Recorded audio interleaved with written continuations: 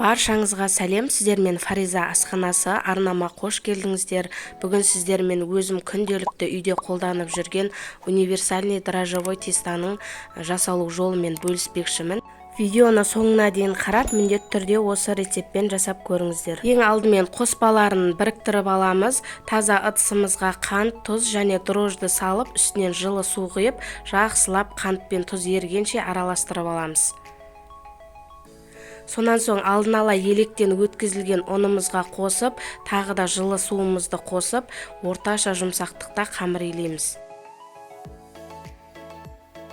Суымыздың барлығын бірден құйып жібермейміз, аз-аздан құйып отырып, жұмсақ қамыр илейміз.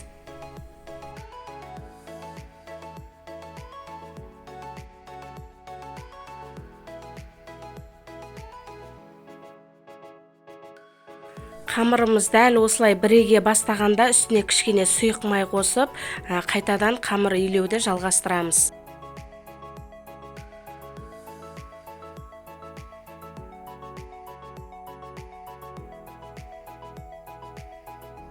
Мінекей, қамырымыз осындай жұмсақтықта болу керек. Енді осы дайын болған қамырымыздың үстін бірінші мешокпен, сонан соң жылы сүлгімен жауып, жарты сағатқа демалдырып қоямыз. Жарты сағат өткеннен кейін қамырымызды қайтадан бір илеп, дәл осы тәсілмен бетін жауып, қайтадан жарты сағатқа демалдырып қоямыз.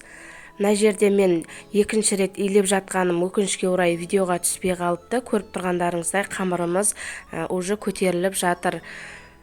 Енді дәл солай қайтадан бетін жауып, жарты сағатқа демалдырып қоямыз.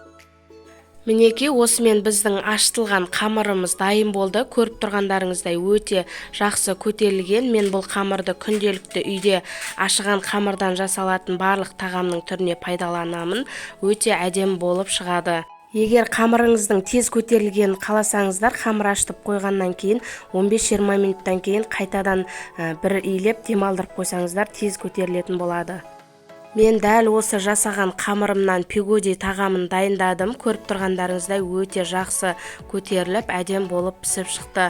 Және де осы ашыған қамырымнан бауырсақ, сосисковый тесте, жареный духовкада, тағы да күнделікті үйде пісіріп жүрген нанымның барлығын осы қамырдан жасаймын.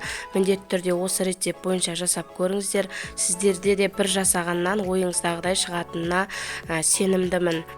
Достар, сіздердің қолдауларыңыз мен үшін өте маңызды. Егер де менің видеом сіздерге ұнаған болса, лайк басып, басқада достарыңызбен бөлісіп қоюды ұмытпаңыз. Және де менің каналыма тіркелмеген болсаңыз, міндетті түрде тіркеліп алыңыз. Сіздермен болған Фариза. Келесі видеода кездескенше сау болыңыздар.